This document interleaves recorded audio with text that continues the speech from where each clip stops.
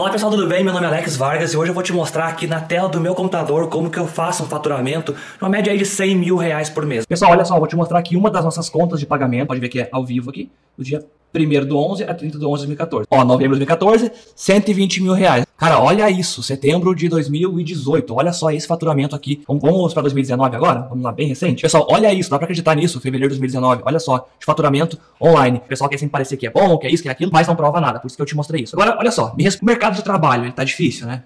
O salário tá cada vez mais baixo, não tá? Eu sei, eu passei por isso. Tem um negócio online, igual o meu, com potencial gigante aí na sua casa, igual eu faço aqui. Se você quiser, pode ser apenas horas vagas, não sair do seu emprego, se você quiser. E esse método que eu vou te ensinar hoje vão permitir isso pra você. Clica aqui embaixo agora, tem um botão, clica em cima dele pra você acessar agora o treinamento Fórmula Negócio Online. Quer ter uma renda em dólar? Sem nem aparecer, clica no primeiro link da descrição.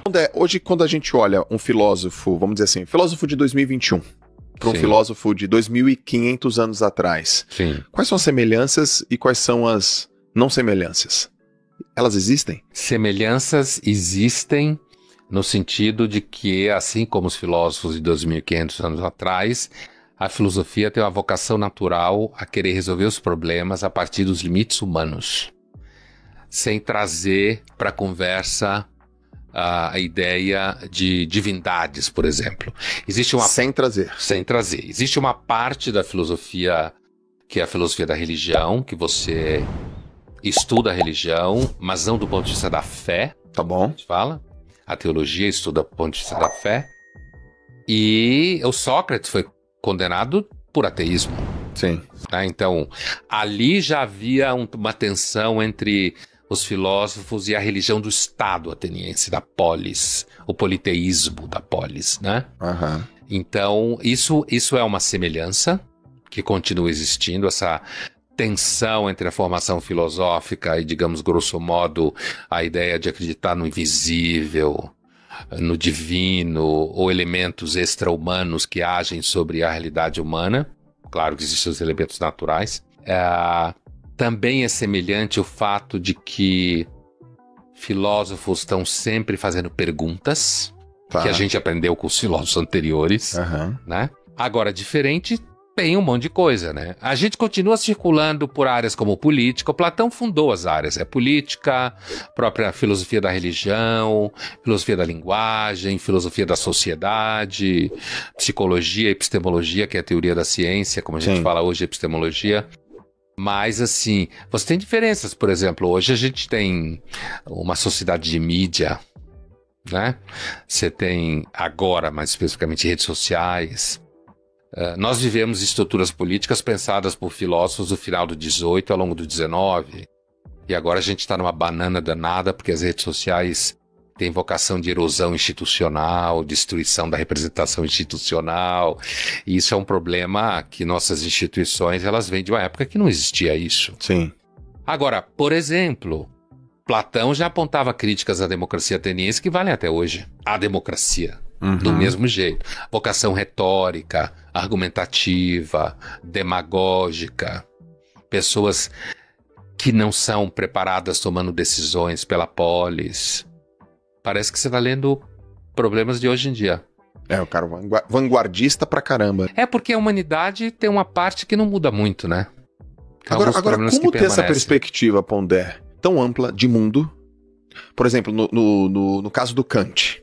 Uma perspectiva tão absurda de mundo, e segundo que a gente lê, ele nem saiu da cidadezinha dele. Ele viveu lá e ficava Königsberg. Lá.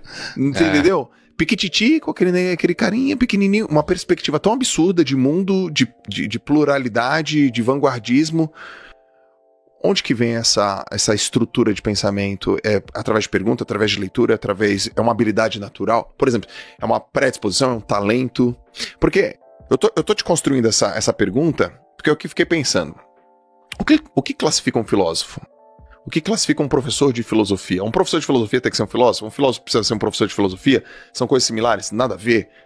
Porque eu cresci vendo o meu pai me falar isso. Meu pai, negro, foi até o 2º colegial, nordestino, pobre pra caramba, mas eu via meu pai lendo. Eu via lendo. E eu tinha, sei lá, uns 10 anos de idade, e ele fala assim: Joel, você precisa saber perguntar por que o mundo existe, você precisa saber perguntar por que as coisas são desse jeito. Eu achava horrível, cara. Eu falava, O que meu... Sabe, Pondé? Cara, o que meu pai tá falando? Cara chato. Ele abriu um jornal, aquele negócio daquele tamanho, cruzava a perna. Eu falei, o que tem de legal aí? Aí ele tinha umas coleções, sei lá, Martin Luther King, Madre Teresa de Calcutá, Maomé, Agatha Christie. Eu falei, cara, o que esse cara tá fazendo? Só que hoje eu vejo a robustez e a envergadura dele. Por isso que eu comecei falando da questão da saudade. Meu pai foi a primeira pessoa que eu lembro, que eu me recordo, que me fez pensar, me provocava a pensar, né? Eu posso considerar ele um filósofo? Então. Nossa, ficou um troço gigante que eu falei aqui, né? Filósofo, filosofia, a origem do cara, Kant. Eu joguei tudo aqui, mas tá bom. Então, você pode dizer que seu pai tinha inquietações filosóficas. Até você pode dizer que se ele tivesse em Atenas, ele podia ser um filósofo, porque não existia diploma. Certo? O que aconteceu é que a filosofia, como todas as áreas de conhecimento, elas acabaram sendo normatizadas. Beleza. Isso acontece no século XIX. Apesar de que tem professores de filosofia na Idade Média, e você tinha que defender aquilo que a gente chamaria tese hoje, né? Doutorado, que a gente chama hoje. Então, para ser doutor em teologia sacra, que na realidade era teologia e filosofia, Oxford, Sorbonne, Salamanca, Bolonha, na Itália, as primeiras universidades europeias. Mas, a partir do século XIX, o ensino da filosofia começou a ser normatizado. Então, você estudava filosofia e daí você dava aula de filosofia. Então, começou aquilo que a gente conhece hoje. Né? Schopenhauer vai criticar muito isso, inclusive. E aí surge a profissão de filósofo. Remunerada, sistematizada. Professor pago, que tem alunos e cumpre uma certa liturgia institucional, que dá aula não sei aonde, dá aula não sei aonde, troca de emprego, né? Na época do Platão, do Aristóteles, não existia isso. Então, a descrição que você deu do seu pai é de alguém que tinha uma sólida crença na formação intelectual, acreditava que uma pessoa deveria ler. Sim. E deveria fazer perguntas. O meu pai, ele falava para mim uma coisa, para mim e para minhas duas irmãs, ele falava que quando duas pessoas inteligentes se encontram, a pergunta que uma faz para a outra é: que livro você está lendo? Certo? Então, assim, você tem que estar lendo livros o tempo todo. Se acabar um, começa outro. Acabar um, começa outro.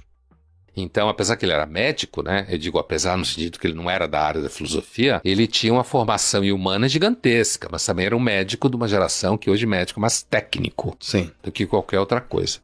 Então, eu diria que teu pai, digamos assim, apresentava uma certa sintomatologia de alguém que poderia ser um filósofo, entendeu? Com o tipo de perguntas e o tipo de conversa que ele tinha com você. Sabe por quê? Olha só, olha o que ele fazia. Iam meus amigos, eu fui nadador, né? Então iam meus amigos da natação em casa. Amigos e amigas. Aí ele chegava e falava assim, sei lá, vou pegar aqui a Stephanie, uma amiga minha. Dele, quem é você? Ela assim, meu nome é Stephanie. Dele, não, mas eu não perguntei seu nome. Quem é você? Isso é pergunta de filósofo. Sabe? Né? Eu achava aquilo um porre. Eu sou nadador. Não, eu não perguntei o que você faz. Eu perguntei quem é você. Quem é você? Puta, pai, que saco, eu tô passando vergonha aqui. E ele fez de propósito, sabe? Ai, tio, para com isso. Tal. O nome dele era Joel também, né? Ai, tio, para com isso. Aquilo eu achava um porre. Hoje, cara, eu amo, sabe? Tipo, eu acho tão legal, por isso que dá saudade. Então essa é uma sintomatologia. Eu usei como uma metáfora, né? Tá. Sintomatologia, mas assim, que a gente tava falando de medicina, mas assim, esse tipo de pergunta, quem é você? Ele estava perguntando, em termos técnicos filosóficos, qual é a substância que faz você ser o que você é e não outra pessoa. Perfeito. E é claro que isso, para responder essa pergunta, você tem aí um caminhão de questões que você tem que dar, porque tem elementos psicológicos, neurológicos, sociais. Mas a pergunta quem é você, do jeito que você descreveu, que ele não aceitou que ela dissesse que era Stephanie, que ela não aceitou que ela dissesse que era nadadora, é porque provavelmente ele considerava isso tudo atributos exteriores. A substância intrínseca que fazia dela aquilo que ela é e não outra coisa. Sim. Isso é uma discussão ontológica. Filosofia. Total. O que Aristóteles chamava de ciência primeira. Né? Tudo começa em você conseguir determinar qual é a substância, a ousia, como eles falam, que caracteriza um ser sendo o que ele é e não outro ser. É claro que essa Uau. discussão é uma discussão que vai às raias.